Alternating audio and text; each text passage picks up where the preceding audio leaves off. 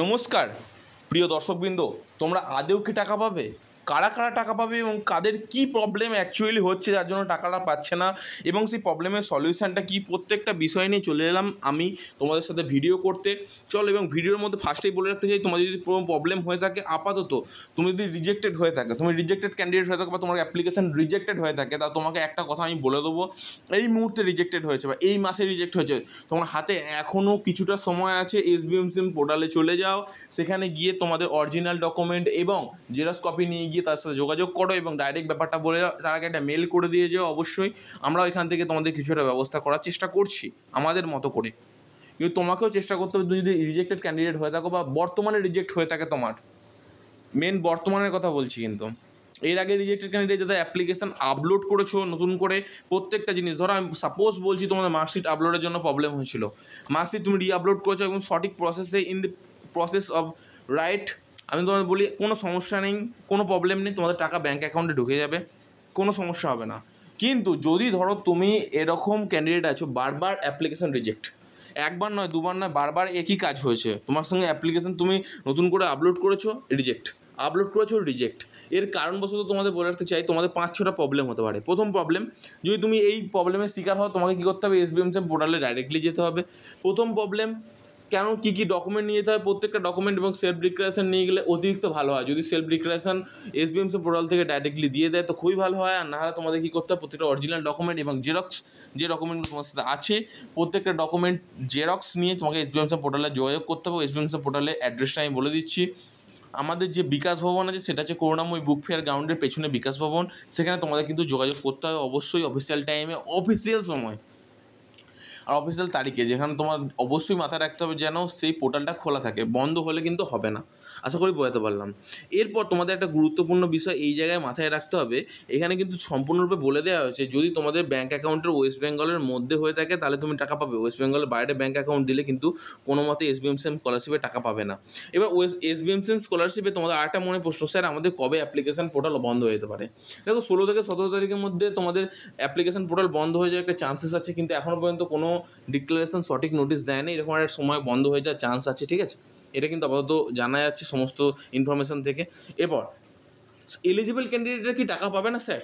আমাদের প্লিজ একটু বলুন। আমি বাঁকুড়া জেলায় আছি, আমি নদিয়া জেলায় আছি, বীরভূম, বাঁকুড়া, হুগলি, হাওড়া, উত্তর দিনাজপুর, দক্ষিণ দিনাজপুর, প্রত্যেকটা জেলাতে আছি স্যার। আপনাকে অ্যাপ্লিকেশন আইডিও পাঠিয়েছি এবং স্যার আমি SBMSIM পোর্টালে গেছিলাম, তারা বললো অপেক্ষা করতে এবং প্রত্যেকটা ডকুমেন্ট ঠিকঠাক আছে। তাহলে কি স্যার আমি টাকা পাবো? ঠিকই শুনেছো তুমি যদি এই বিষয়গুলো তোমার একদম ঠিকঠাক থেকে থাকে, ডকুমেন্ট ঠিকঠাক আপলোড করে থাকো, প্রত্যেকটা বিষয় যদি কোনো রকম কোনো ভুল বা ত্রুটি না থেকে থাকে, তুমি যদি আমাকে মেল করে থাকো, তাহলে তুমি কিন্তু অনেক সময় টাকা পাওয়ার চান্সেসটা তোমার 100% বেড়ে যাচ্ছে। কেন? দেখো, আমি তোমাদের জন্য চেষ্টা করছি, তোমরা আমাদের জন্য চেষ্টা করছো, আমার প্রতি ভালোবাসা দেখাচ্ছ, আমি তোমাদের প্রতি ভালোবাসা দেখিয়ে তোমাদের জন্য ভিডিও করছি এবং তোমাদের চেষ্টা করছি তোমাদের জন্য। দেখো, সবার অ্যাপ্লিকেশানের অ্যাপ্রুভ করার দায়িত্ব নিয়ে যে চেষ্টা করছি, একটা চেষ্টা, আমি শুধু চেষ্টা করছি, আমার হাতে তো কিছু নেই, এমনি চেষ্টা করতে পারি, সেই চেষ্টাটা করছি, তোমরা আমাদের পাশে এসে দাঁড়িয়েছে, এটা অনেক বড় ব্যাপার। এরপর দেখো, ধরো কোনো কারণে তোমার অ্যাপ্লিকেশান রিজেক্ট হয়নি, ব্যাঙ্ক রিলেটেড সমস্যা হয়েছিল, তুমি মিটিয়ে নিয়েছো, তারপর কি ব্যাঙ্ক অ্যাকাউন্টে টাকা ঢুকতে পারে? বা ধরো কোনো কারণে টাকা এসেছিলো আবার টাকা চলে গেছে, তখন তোমায় কী করতে হবে? মানে ধরো তোমার অ্যাপ্লিকেশান মেনলি তোমাদের মাইনর বা মেজর ব্যাঙ্ক অ্যাকাউন্ট থাকলে অনেক সময় কী হয়, বিশেষ করে মাইনর ব্যাঙ্ক অ্যাকাউন্টের স্টুডেন্টের ক্ষেত্রে 50,000 টাকার উপর এক্সেড লিমিট হলে কিন্তু পরপর রিফান্ড হয়ে যায়, মানে টাকাটা আসার পর রিফান্ড হয়ে গেল, টাকাটা এলো কিন্তু চলে গেলো, তখন কিন্তু তুমি কিছু করতে পারবে না, তখন তোমাদের মনে দুঃখ হবে। তো এই জন্য একটা কথা বলি, শোনো, যদি তোমার এই মুহূর্তে একটা সমস্যার সম্মুখীন তোমরা করতে চাও বা তোমরা টাকা পেতে চাও, তাহলে এই জায়গায় তোমার SBMSIM পোর্টাল অবশ্যই তোমাকে যেতে হবে। অ্যাপ্লিকেশান রিজেক্টেড ক্যান্ডিডেটদের সমস্যা প্রায় সমাধান আমি করে দিলাম। গ্যাপ ইয়ার এবং রিনিউয়াল ক্যান্ডিডেটদের প্লিজ একটু ব্যবস্থা করুন স্যার। রিনিউয়াল ক্যান্ডিডেটদের মেন প্রবলেমটা কী হয় বলো তো? তোমাদের সেভাবে কিছু আপলোড করতে হয় না, শুধুমাত্র ডকুমেন্টের মধ্যে তোমাকে আপলোড করতে হয় কি, তোমার ব্যাঙ্ক অ্যাকাউন্টের ডিটেলস আগের বার সব ঠিকঠাক দিয়েছিলে, সেগুলো তোমাকে নতুন করে কোনো চেঞ্জেস করতে হয় না, শুধুমাত্র মার্কশিটের ক্ষেত্রে তোমাকে আপলোড করতে হয়। মার্কশিট যদি ঠিকঠাক থেকে থাকে, তোমার অ্যাপ্লিকেশনের টাকা তোমার ব্যাঙ্ক অ্যাকাউন্টে ঢুকে যায়।